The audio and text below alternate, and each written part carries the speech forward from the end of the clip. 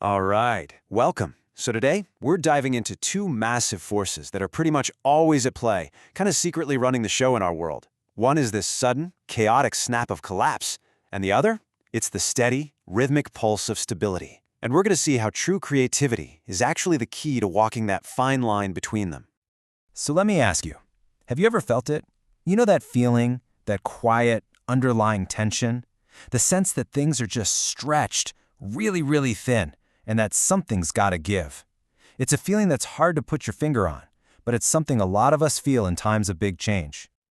The whole idea we're going to unpack today can be summed up with one perfect metaphor. A rubber band. You stretch it, it resists, it feels totally stable, right up until the exact moment it's not. And then, snap. That sudden break, that's the key to everything we're about to talk about. Okay, so first things first. Let's take a closer look at that tension. What actually causes a system that seems stable to stretch itself all the way to its breaking point? At the absolute heart of this are two fundamental forces that are always in a kind of tug of war. You've got one chaotic force that's always pushing things towards a breaking point, and then you've got this other, orderly force that's constantly pulling things back towards a natural balance. This dynamic, it's playing out all around us, all the time. So let's dissect that first force, the one pushing things to the edge. Let's look at the anatomy of what you might call a perfect storm. A snap like this, it never, ever just comes out of nowhere. No, it's more like a slow, corrosive process. It usually starts with a kind of creeping apathy. And from there, the norms we all share start to erode. Divisions get deeper, amplified by our echo chambers. And with every single step, that rubber band just gets a little bit tighter. And this isn't just theory, right? History shows us exactly how this plays out. I mean, think about it. In 1988, the Cold War felt permanent.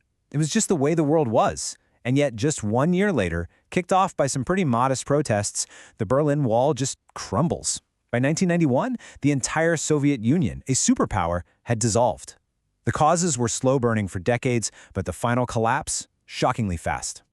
So yeah, this whole phenomenon has a name, the perfect storm. It's the idea that this gradual decay can lead to a sudden, completely unpredictable collapse. You've probably heard of similar ideas, like chaos theory, or Malcolm Gladwell's tipping point. But the key here is that the final snap moves way faster than our brains can even process what's happening. But listen, that's only half the story, because for every storm, there's a really powerful counterforce, and that's the stabilizing rhythm of equilibrium. This counterforce is called dynamic equilibrium.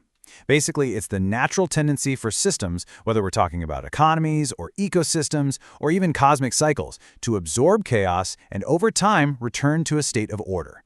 It's not a rigid, static balance, but more like a rhythmic, wave-like stability that just keeps going even through major disruptions. And once you start looking for it, you see this force for balance absolutely everywhere. Politically, you can see it in the 80-year global order that's more or less held since World War II.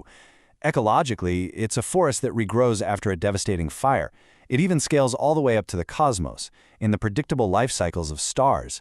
In systems big and small, there's this deep pullback to order. So when you put them side by side like this, the contrast is just stark. It's so clear. The storm brings the snap, the chaos, the breakage. The wave, on the other hand, brings order, rhythm, and resilience. Our entire reality is a constant dance between these two incredible forces. Which of course brings us to the most important question. How do we navigate this constant push and pull? Well, the answer lies in our guide through all this uncertainty. Creativity.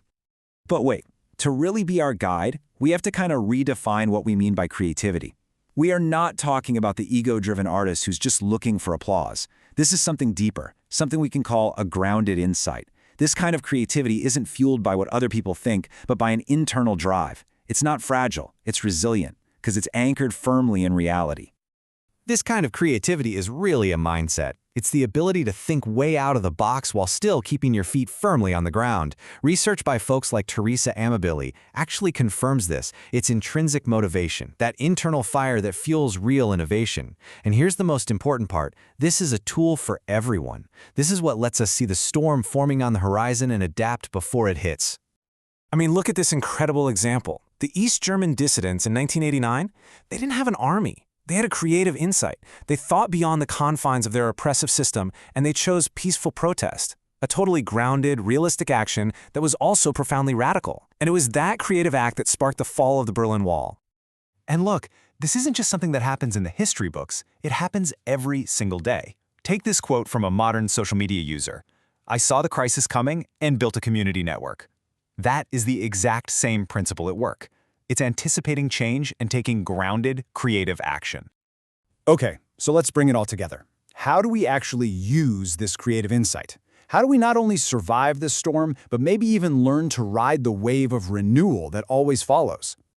Because here's the optimistic twist. When that chaotic snap of the storm crashes into the stabilizing force of the wave, it isn't just an endpoint, it's a beginning.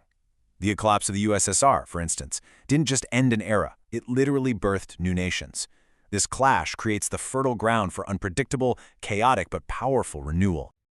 So it really all comes down to these three core elements, right? You've got the storm of chaos, the wave of order, and then there's creativity, the guide that bridges the two. That's our essential toolkit for getting through uncertainty. So if you take one thing away from this whole explainer, let it be this. We will never be able to predict the exact moment the rubber band will snap. That's the whole point of a perfect storm. It's unpredictable. But that doesn't mean we're powerless. We can prepare for it. We can cultivate that grounded, creative insight. And what does that preparation actually look like? Well, it's a balance. It's 50-50. Half of it is about understanding the nature of chaos, learning to recognize the signs of the storm. And the other half is all about grounding yourself in purpose, anchoring yourself to that stable, rhythmic wave. You know, ultimately, we are all part of this incredible dance between tension and rhythm, between the storm and the wave. And in that dance, our choices, our actions, and our perspectives, they really truly matter. Our insight isn't just some abstract idea.